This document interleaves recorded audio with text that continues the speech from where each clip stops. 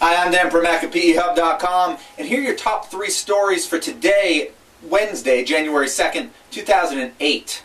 Well, leading us off, let's actually look back at 2007, specifically deal data from 2007, which is rolling in all day today and will for the next couple weeks. In terms of buyout deals, 2007 turns out to have been a banner year, despite what happened over the second half. About $468 billion in disclosed deals came last year, according to Thomson Financial, which is about 7.5% higher than the 2006 tally. What's particularly important about this, remember, is 2006 was its own record, which was a record over 2005, which was a record over 2004. It will be very difficult for 2008 to compete given all the problems in the credit market, but nonetheless, when people look back at 2007 just by the numbers, it will be the highest year ever on record.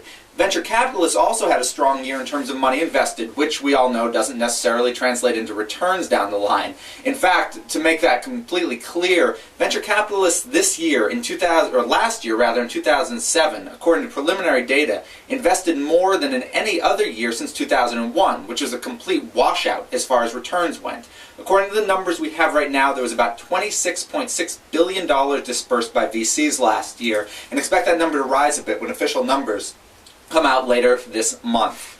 Story number 2, I just mentioned the credit problems. Another deal has bitten the dust. In fact, it's the first busted buyout of 2008. It's a company called PHH Corp, which had agreed to be taken private by the Blackstone Group and General Electric for about $1.68 billion. Now, Blackstone and GE plan to take PHH private and then split it into 2 separate companies. Blackstone would take the mortgage group, which for example originates loans from Morgan Stanley and others, while General Electric would take something called PHH Arville, which is a fleet management group. Now, this deal fell apart because the requisite loan financing wasn't there, although one does have to wonder if GE will somehow try to move forward with its own piece of this, since the fleet management business obviously isn't in the same tough shape that mortgages are.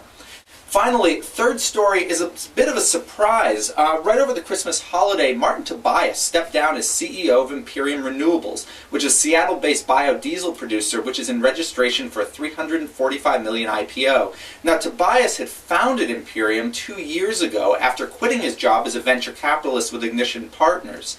This news is clearly unexpected. Tobias is listed in the S1 and the amended S1s with the SEC, and they have named a guy named John Plaza, the current president, as interim CEO. Tobias also is stepping down as chairman, and Nancy Floyd, a venture capitalist with Nth Power, which is an investor in Imperium, is taking over as chairman, or in her case, chairwoman. It is unclear why Tobias has stepped down, why he's decided to do it now. I had always expected that he wouldn't be CEO in the future for this company in the long term. He's more an entrepreneur than he is a full-time executive. But nonetheless, this timing is very surprising, and we'll be looking into this to see if we can find out why he's decided to do it now. Make sure to check back tomorrow morning for tomorrow's top 3 and PEHub.com all day for more news and analysis.